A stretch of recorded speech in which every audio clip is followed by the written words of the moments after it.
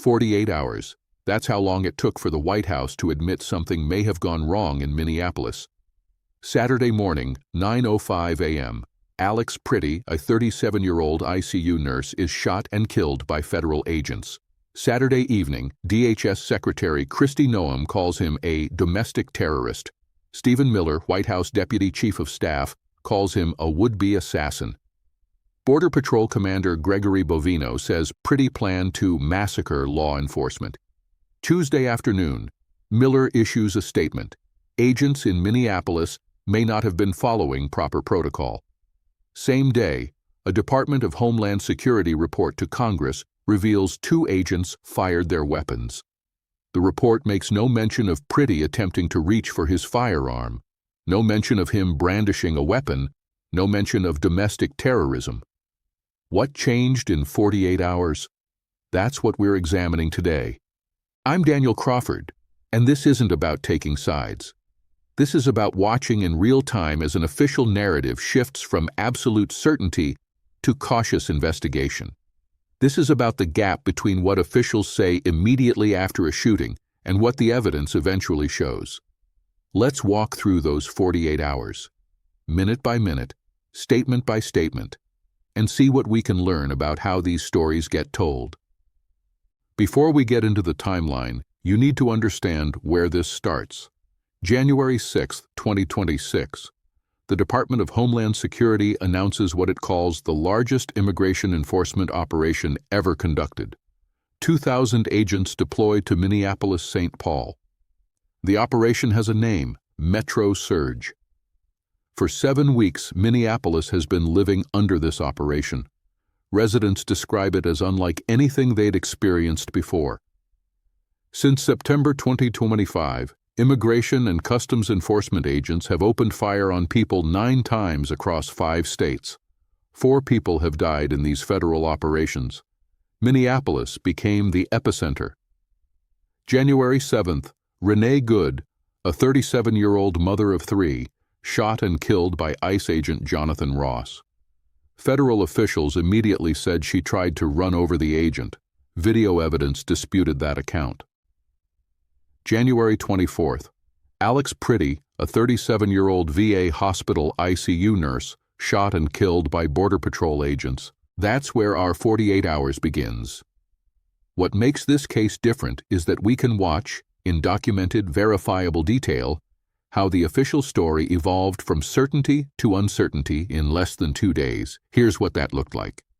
Saturday, January 24th, 2026, 9:05 a.m. Central Time, the intersection of 26th Street and Nicollet Avenue in Minneapolis's Whittier neighborhood. Multiple cameras are recording, civilians, legal observers, some of the agents themselves. What the videos show, Alex Pretty is recording federal agents with his phone. He's with legal observers wearing identification. An agent shoves 2 individuals. Pretty moves to help. He's pepper sprayed. Multiple agents tackle him to the pavement. Around 6 agents surround him. Then, and this is captured on video verified by Reuters, the BBC, the Wall Street Journal, and the Associated Press, one agent emerges from the struggle holding what appears to be Pretty's handgun. He moves away. Approximately 1 second later, another agent opens fire. 10 shots. Less than 5 seconds. Alex Pretty is declared dead at the scene. Now watch what happens in the hours that follow. Within hours, not days, not after any investigation, but hours, federal officials begin making categorical statements about what happened. Saturday evening, DHS Secretary Kristi Noem holds a press conference. She says Pretty arrived at the scene to inflict maximum damage on individuals and to kill law enforcement. She calls his actions the definition of domestic terrorism. Stephen Miller, one of the most influential figures in the Trump administration on immigration policy, takes to social media. He calls Pretty a would-be assassin. He accuses Democrats of siding with the terrorists. Gregory Bovino, the Border Patrol commander on scene, tells CNN that Pretty planned to massacre federal agents. He says the victims are the Border Patrol agents. The Department of Homeland Security issues a statement saying Pretty approached U.S. Border Patrol officers with a 9mm semi-automatic handgun and attacked officers. That he violently resisted when agents tried to disarm him. Notice the language. Not may have, not appears to have, not we are investigating, definitive, categorical, certain. But there's a problem. Multiple news organizations are already conducting frame-by-frame analysis of the videos. Reuters, BBC, CNN, ABC News, The Wall Street Journal, The Associated Press. And what they're finding doesn't match what officials are saying. The videos show Pretty recording with his phone, not brandishing a weapon, in the minutes before the shooting. They show an agent removing Pretty's gun from him before another agent opens fire. They show Pretty pinned on the ground, being struck by at least one agent when shots are fired. Minneapolis Police Chief Brian O'Hara confirms Pretty had a lawful permit to carry. Multiple news organizations report there is no verified evidence showing Pretty brandishing his handgun at any point. Pretty's parents, Michael and Susan, release a statement. They call the federal account lies that are sickening and reprehensible. Alex is clearly not holding a gun when attacked, they say. He has his phone in his right hand and his empty left hand is raised above his head while trying to protect the woman ICE just pushed down, all while being pepper sprayed. By Sunday, the contradiction is clear. What officials said happened and what the cameras show are two different things. And inside the administration, something is happening, Sunday and Monday, behind closed doors. According to CNN sources, President Trump spent several hours on Sunday and Monday watching news coverage. He was personally unhappy with how his administration was coming across. Inside DHS, officials are expressing frustration. CBS News reports that some within the department are increasingly concerned about the agency's reputation. One DHS official who works on immigration enforcement tells CBS, "When we gaslight and contradict what the public can plainly see with their own eyes, we lose all credibility, and it's going to damage our reputation for generations." Another source describes concern about self-inflicted reputational harm caused by the strong language used by top officials. This isn't coming from critics of the administration. This is coming from inside. And it's not just Democrats raising questions. Republican Senator Bill Cassidy from Louisiana posts on social media, "The credibility of ICE and DHS are at stake." He calls for a full joint federal and state investigation, adding, "We can trust the American people with the truth." Chris Maddle, a Republican lawyer who had represented ICE agent Jonathan Ross in the Renee Good case, announces he's withdrawing from the Minnesota gubernatorial race. He says he cannot support the Republican Party for what he calls retribution. On Monday, Trump makes phone calls, first to Minnesota Governor Tim Walz, then to Minneapolis Mayor Jacob Frey. Both describe the conversations as productive. Trump is making moves. Monday evening, Secretary Noem meets with Trump in the Oval Office, 2 hours, at her request. Late Monday, the announcement. Border Patrol Commander Gregory Bovino is out. His title as Commander-at-Large is stripped. He's being sent back to El Centro, California. Tom Homan, Trump's border czar, is being sent to Minneapolis. He'll take over operations, report directly to the president. Trump tells Fox News on Tuesday, "You know, Bovino is very good, but he's a pretty out there kind of a guy. And in some cases, that's good. Maybe it wasn't good here." That phrase is important. Maybe it wasn't good here. Not a full-throated defense, conditional, careful. Something has shifted. Tuesday, January 27th, the 48th hour, two major developments. First, a Department of Homeland Security report is sent to Congress. It's marked as a preliminary review by the Customs and Border Protection Office of Professional Responsibility. CBS News, ABC News, NBC News, and the Associated Press all obtain copies. Here's what it says, and more importantly, what it doesn't say. The report confirms 2 federal officers fired their weapons, not one, as initially stated. A Border Patrol agent discharged his CBP-issued Glock 19. A CBP officer discharged his CBP-issued Glock 47. The timeline: during a struggle, an agent yelled, "He's got a gun," multiple times. Approximately 5 seconds later, both officers fired. After the shooting, a Border Patrol agent said he had possession of Pretty's firearm. It was then cleared and secured in his vehicle. Now here's what the report does not say. It does not say Pretty approached agents with a weapon. It does not say Pretty brandished a gun. It does not say Pretty attacked officers. It does not say Pretty attempted to reach for his firearm. It makes no mention of domestic terrorism or plans to massacre anyone. It's a very different document from the Saturday evening press conference. Both agents have been placed on administrative leave. Second development, Stephen Miller issues a statement. Remember, this is the same Stephen Miller who, 48 hours earlier, called Pretty a would-be assassin. Now, Miller tells CNN and ABC News, "We are evaluating why the CBP team may not have been following that protocol."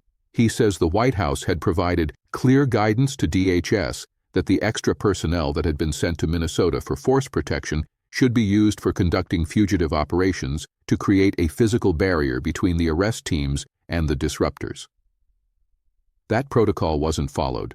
Miller adds, "The initial statement from DHS was based on reports from CBP on the ground. In other words, don't blame me. I was relying on what they told me."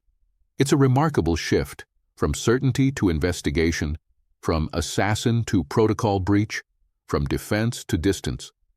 Later that same day, Miller posts on social media defending ICE officers, saying they work under the most adverse conditions imaginable, that they are stalked, hunted, tailed, surveilled, and viciously attacked by organized violent leftists every hour of the day.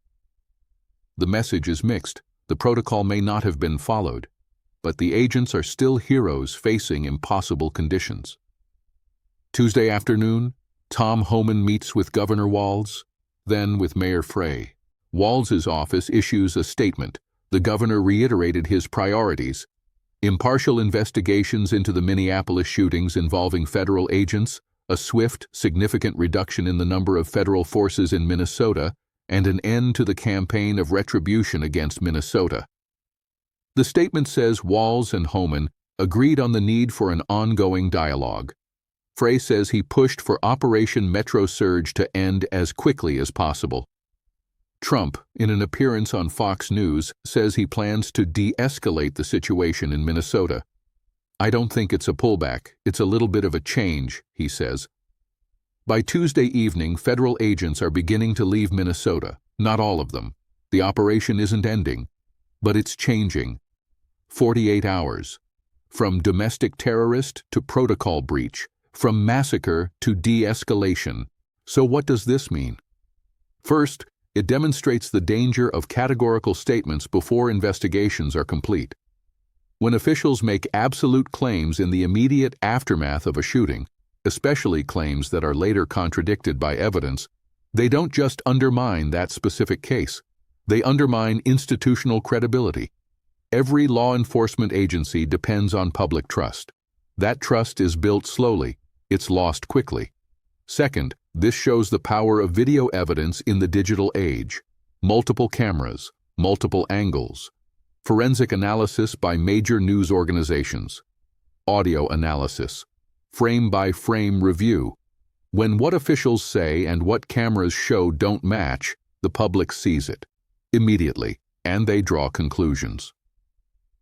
Third, there's the question of internal pressure. The reporting from CBS, CNN, and other outlets suggests that frustration within DHS itself played a role in this shift. When your own people are questioning the narrative, that's a problem. Republican senators calling for investigations. A Republican lawyer withdrawing from a gubernatorial race over the handling of these cases.